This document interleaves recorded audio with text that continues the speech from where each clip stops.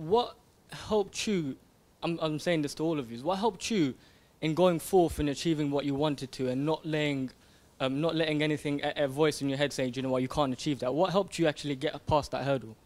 My question is directed to Neil, because civil society is a personal passion of mine. I'm very interested in it. You mentioned that community organizers is being extended beyond London. I've come from Manchester. I'm wondering whether you'll be doing anything in Manchester, because we really want you up there. My name is Saba Shorkat from Mosaic. I'm a volunteer with Mosaic.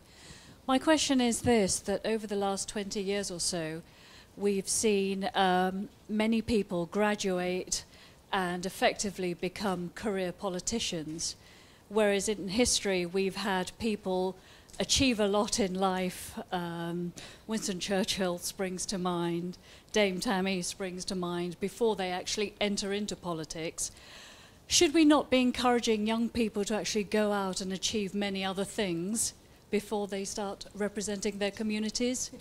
I got so much confidence from competing in sport and from losing every single race for years that I think I grew up in kind of believing what's the worst thing that can happen. Now in sport, you know, the worst thing that can happen is that you lose. In the House of Lords, it's different. You lose a vote. Actually, sometimes you lose a vote and you don't always lose. Sometimes you win a vote and then it gets overturned in the Commons and you've lost. So there's losing sort of very different here. But the stuff we win and lose here affects real people's lives in a very different way. But every single race I did, I used to throw up with nerves about an hour and a half beforehand. And it didn't matter if I was competing in front of, you know, in the Redcar Half Marathon in front of 3 people and a dog, or Sydney Paralympic final in front of 110,000 people. I used to get really nervous. But I think from sport, it gave me the confidence to try. And actually, when I first came here, my maiden speech was the most terrifying thing I have ever done. And actually, maiden speech, all you say is very nice things about people, and you thank people who've helped you get here. But I think it's knowing that actually there's no failure in trying. The failure is in walking away. And however scared I used to get competing, or sometimes here, it's you have to try, you have to give everything. And the confidence I had from sport was from training really hard. Really, we trained 15 times a week, 50 weeks of the year. When I had my daughter, I had a week off training, and I had a cesarean. So, which is not the most sensible thing to do, but you know, it's knowing that you've done every single thing you can. So, you know, when I speak in the chamber, I might have spent 3 days writing a speech for 4 minutes, but knowing that I've done everything, and that gives you kind of confidence, and you learn from all the things that don't go right. So I think that's it's important just to keep trying all the time. And then in terms of careers, I do think MPs should have a real job before they come here. I do. I think they have to have some experience of working in the outside world. When you talk about average ages of councillors, actually the average age in the House of Lords is 69. So that's a different kind of issue. But I think having lots of different experience does make a difference. And you know, there's an awful lot of peers whose route here is very specifically Eton, Oxford, Army here. That number is dropping quite considerably, but I think it is important to get experience of the real world before you come here, because it actually just helps you learn to interact with all the people that work here and the people that are in touch with you here. You know, you want to make sure that politicians have some real world experience. And actually, if you look at the 2010 intake, doesn't matter which political party, many of the people who came in the same time as me do actually have experience of the real world. You know, I did something else for 18 years before I arrived in this place, and I don't think that's unusual. But it's also important that whilst you're achieving success in work that you may be doing on the way to Parliament or becoming a councillor, it's also quite important actually to get involved in the process and understanding politics, you know, at an early age. I think I'm certainly not saying to you that, you know, as a 22-year-old you should suddenly be aspiring to be an MP at the next election. But what I'm saying to you is that, you know, as a young person, yes, you should be, you know, getting success in your chosen career or your profession, but you should also be engaging in politics. And I think as you do that and you get the self-confidence, I think that's how you then eventually come through and hopefully become a councillor or a member of Parliament. In terms of confidence, I mean, I don't know about you, but I've certainly found, and I can only speak for my own family, I'd be interested to hear where people share this view, but as someone from an immigrant background, you know, your parents are really quite keen for you to do well. And I don't know how many people sort of identify with this, but for me, the confidence actually came from, you know, my parents, my mum, my dad, basically, you know, pushing and saying that you can actually achieve. One of the things that many of you may have heard from your parents is actually you have to be twice as good as someone who is indigenous white to succeed. Now, I don't think that's necessarily the case, but I think that was the mentality of many of the people who came here 40, 50 years ago. I mean, that is changing. You still need to be good to succeed, you know, whatever your background. But I think it is your family, certainly in my case, my family, which has provided the confidence to get on and try and do well. So the first question, grateful for that. I think that I would address that question in terms of the confidence to initiate new networks. I think some of us feel somehow at a disadvantage because we don't inherit networks.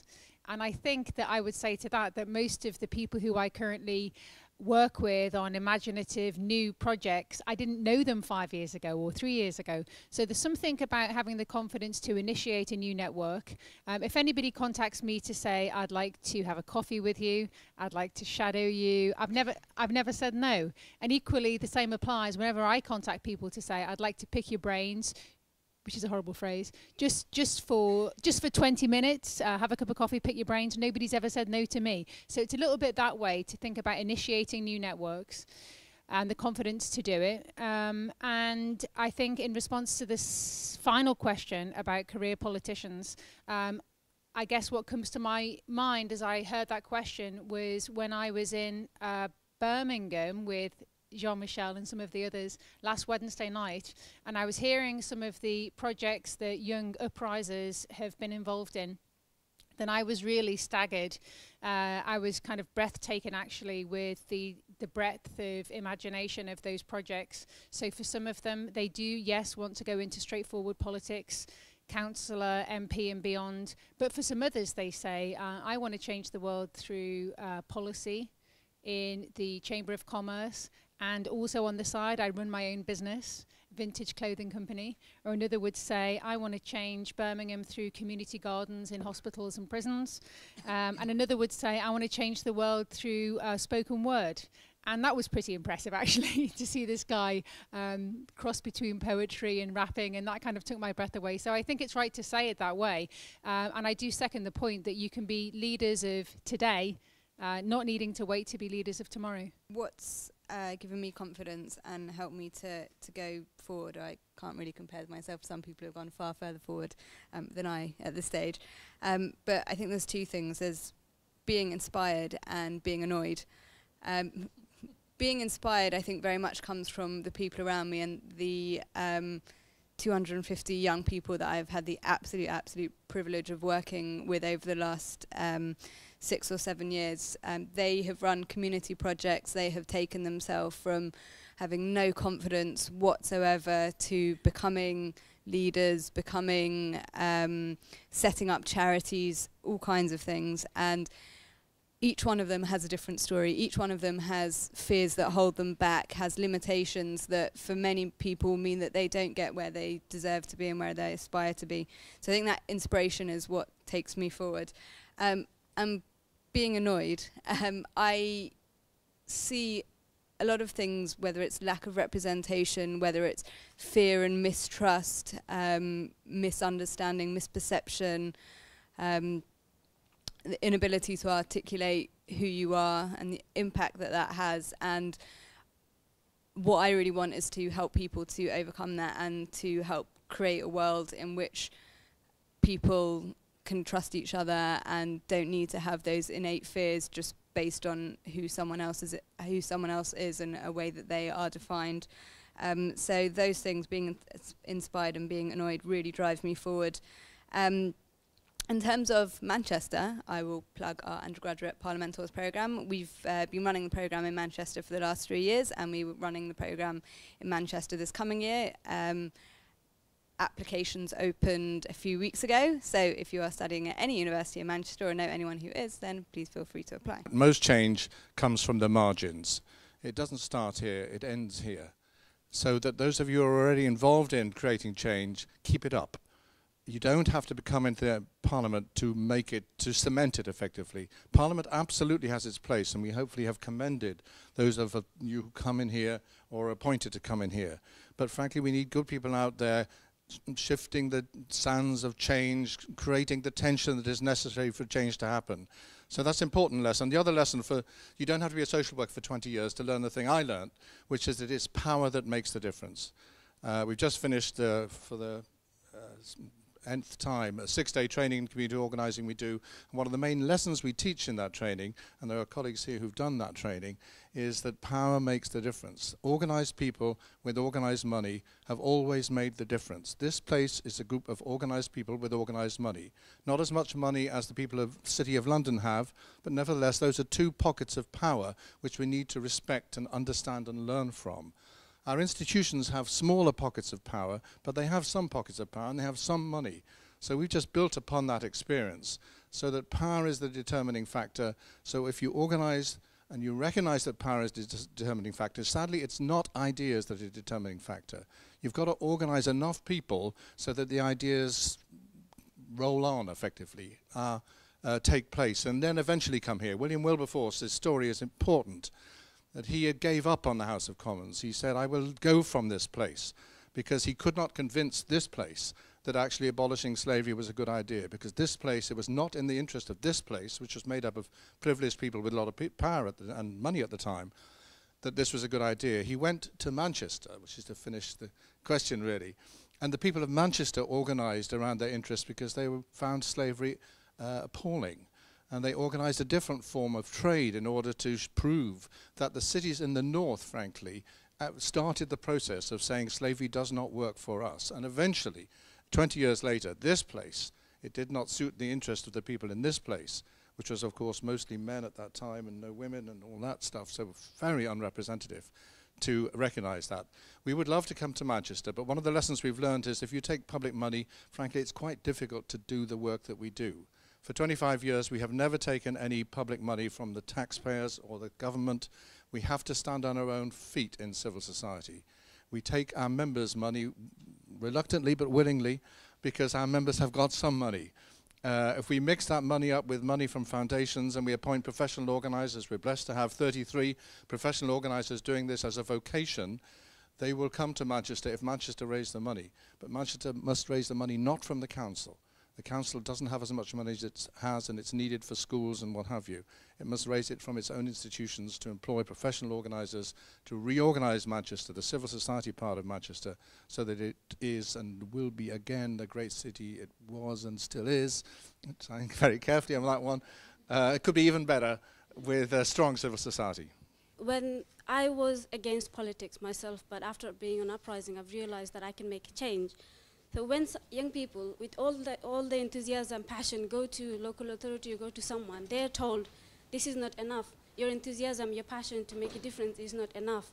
Or is who you know in the council, that's what counts. So what advice would you give to those young people?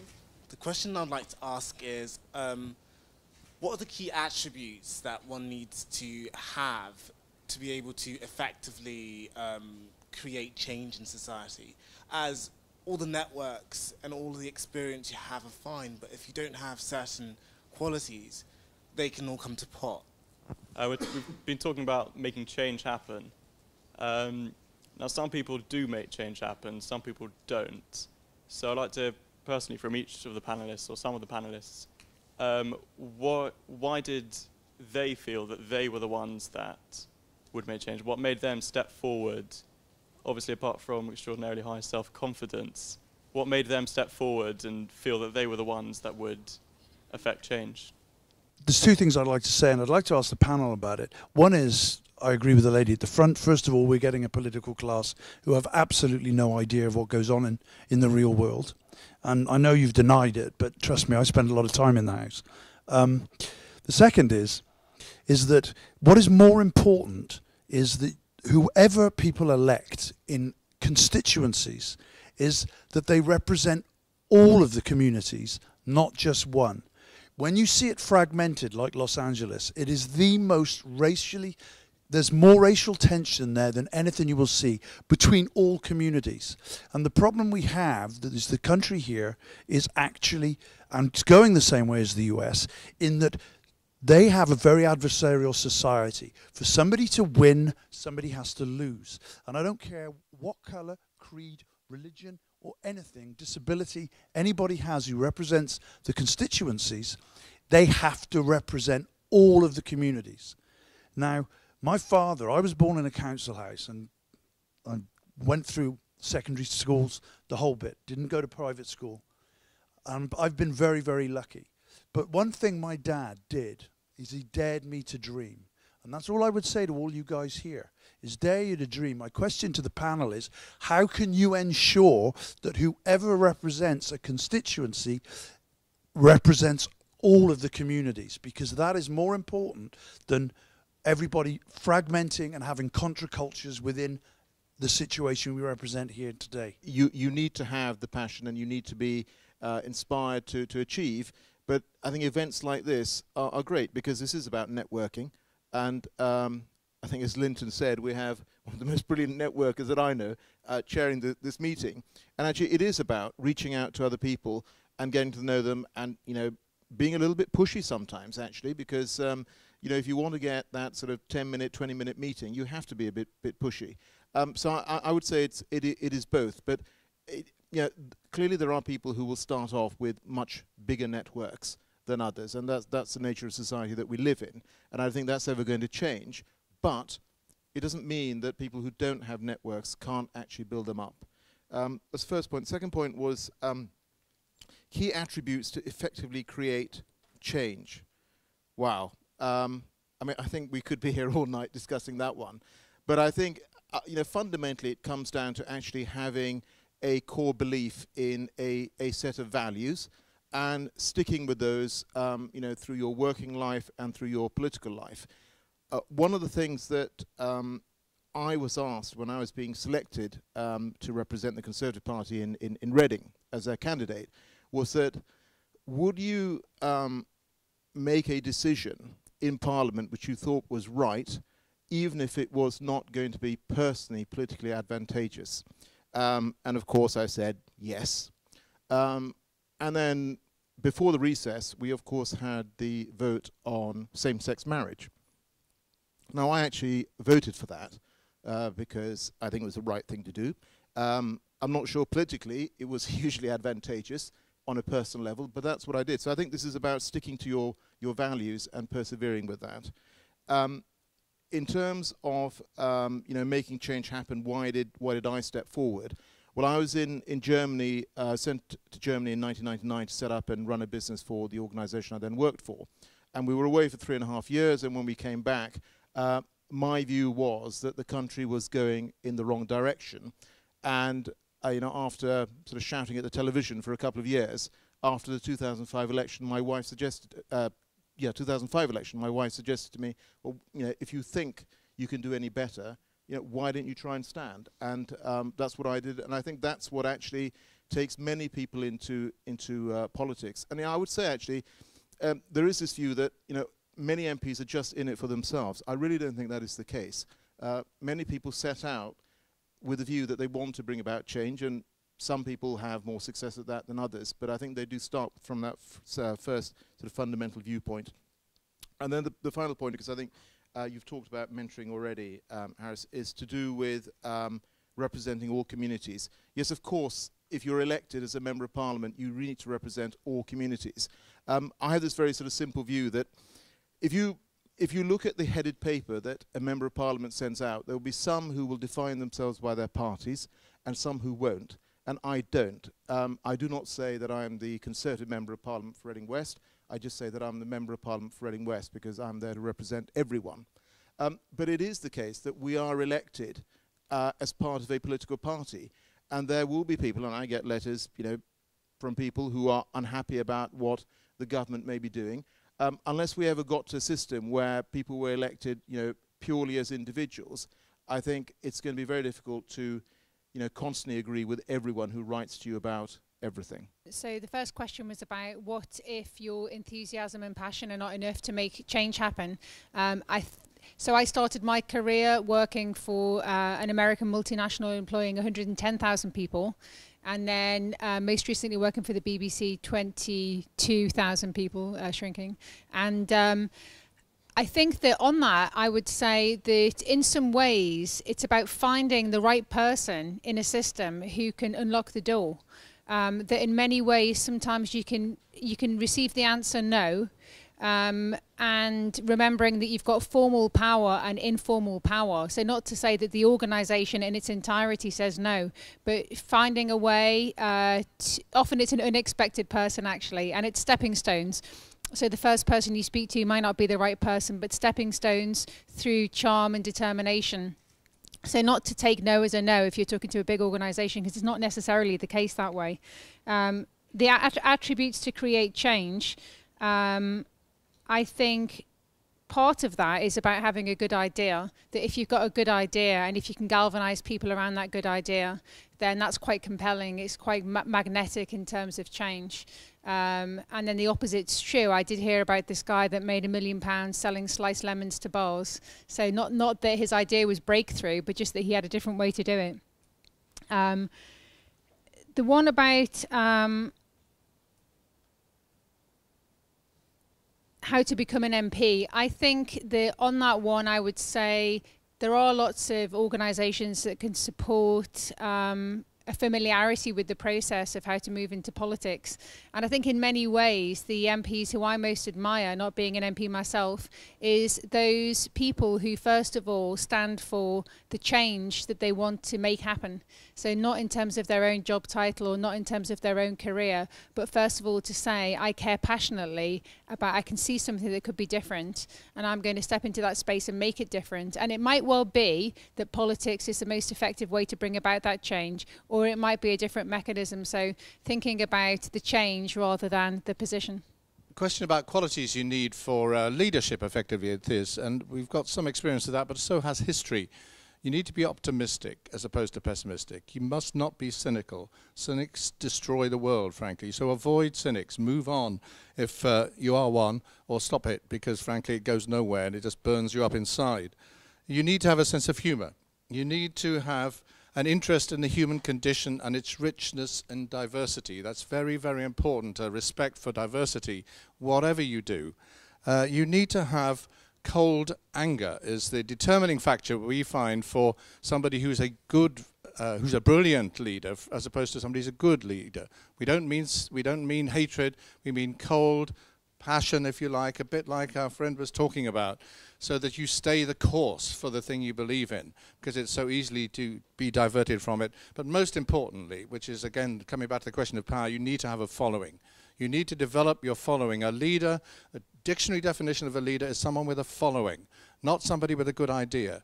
It's not enough to have a good idea. You have to nurture your following, change your following, increase your following. That doesn't mean to say they follow you just without question. But frankly, folks with a following are held accountable. Being accountable is very, very important. We can't expect politicians to be accountable if we're not accountable. So with a following is important. Collective leadership, we think, is a very healthy thing too for civil society. If you're leading with others, then again, there's people to say, hang on a minute, round your corners, watch your, don't be too radical one way or the other, because frankly, having people around you is a good idea as opposed to being just on your own. And finally, why step forward? Frankly, I think for me it was the understanding that actually politics is not about partisan activity. Many of my friends are Muslims from Islam, and I think Islam is one of the greatest faiths. No question, I don't think about it. It is, and I believe from my friends who have taught me this, that Islam makes no distinction between politics and religion. It is the same thing. And equally, I know from some of my friends, to be conservative and Labour and Liberal Democrat is almost against the human condition. To be squeezed into representing or following one ideology as opposed to another is contrary to the teachings of the Prophet Muhammad, peace be upon him. To believe in the human condition, to fight for your fellow man, to be alongside your neighbour, is what, frankly, all faiths teach. So therefore, we are forced upon us to have this combative system of Tory, Liberal, Labour, UKIP, what have you. It's sort of unnatural. it's necessary for this place, but it's not necessary for the other place where we come from, civil society.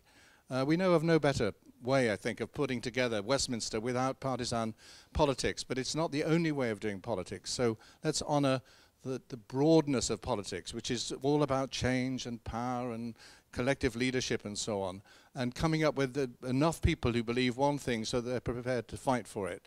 That was persuaded me that, frankly, community organising can help make that happen without necessarily being conservative or Labour or Liberal in the process.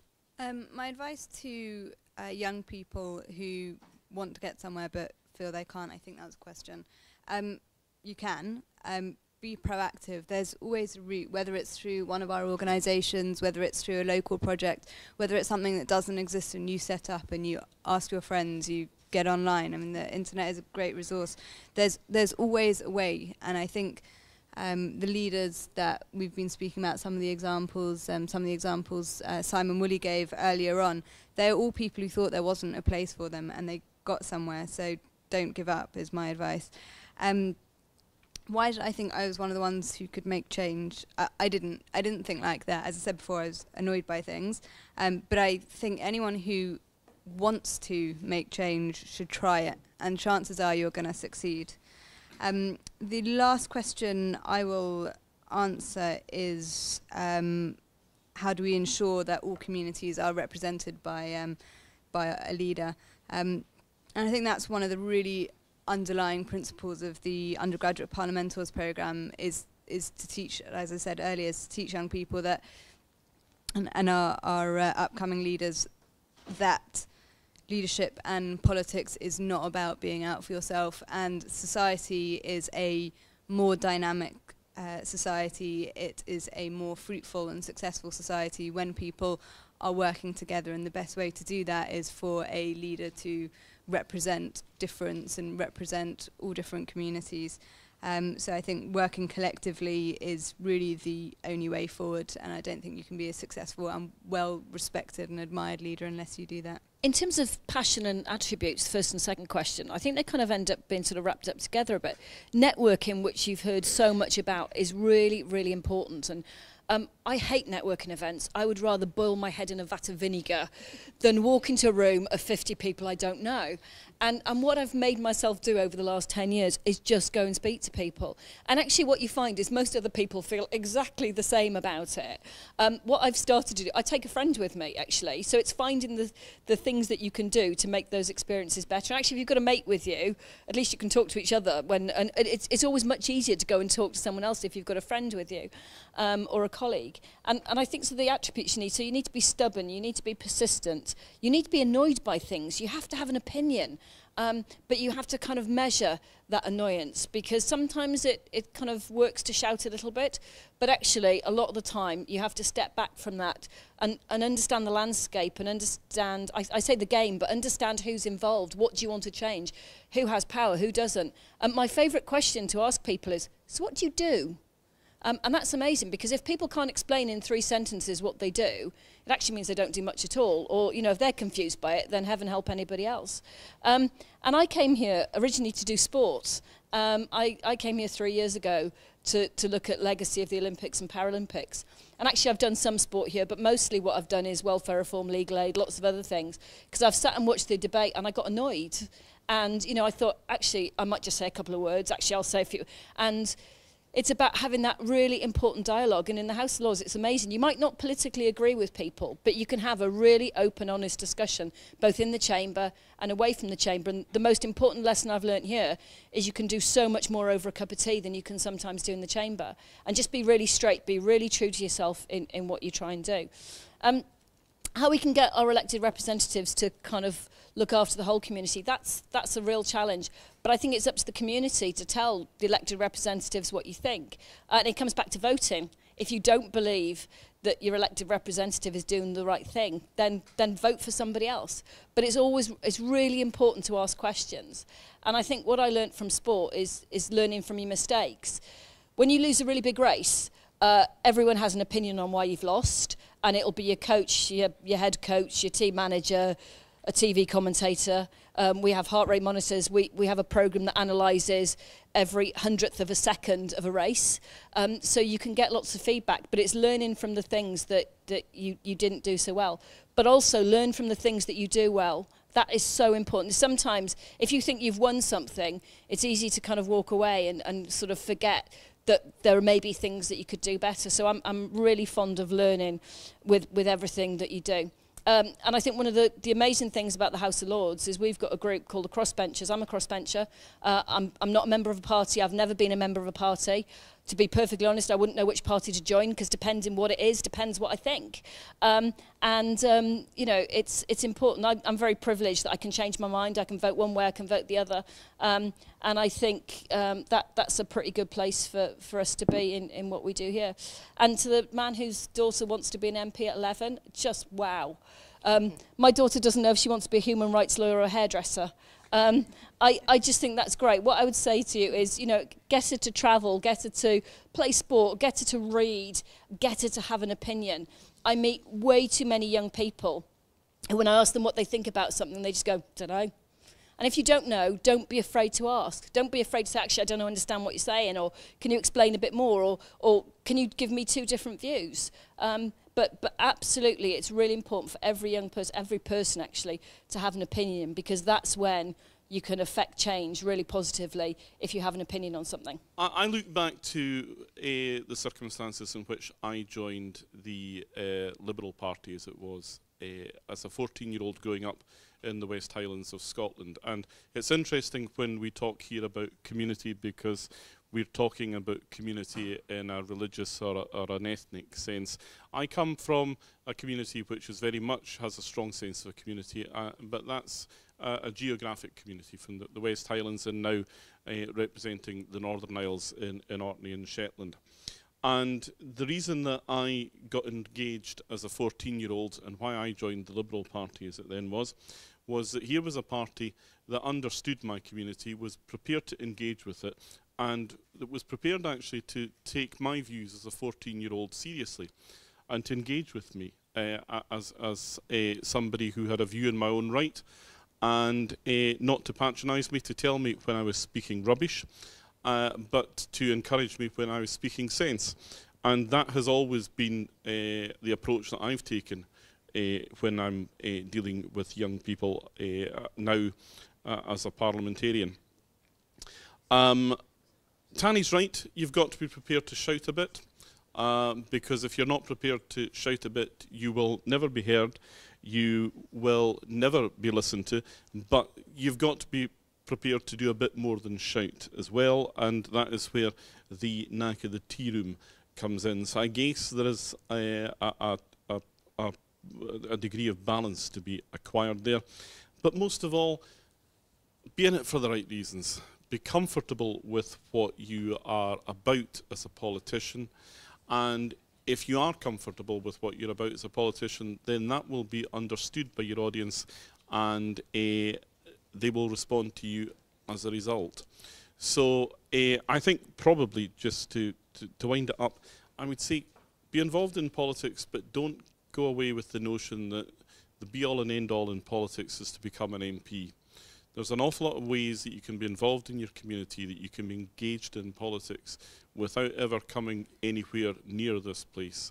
And I think they are just as valuable as the work that I do and Alok does and others do as members of Parliament.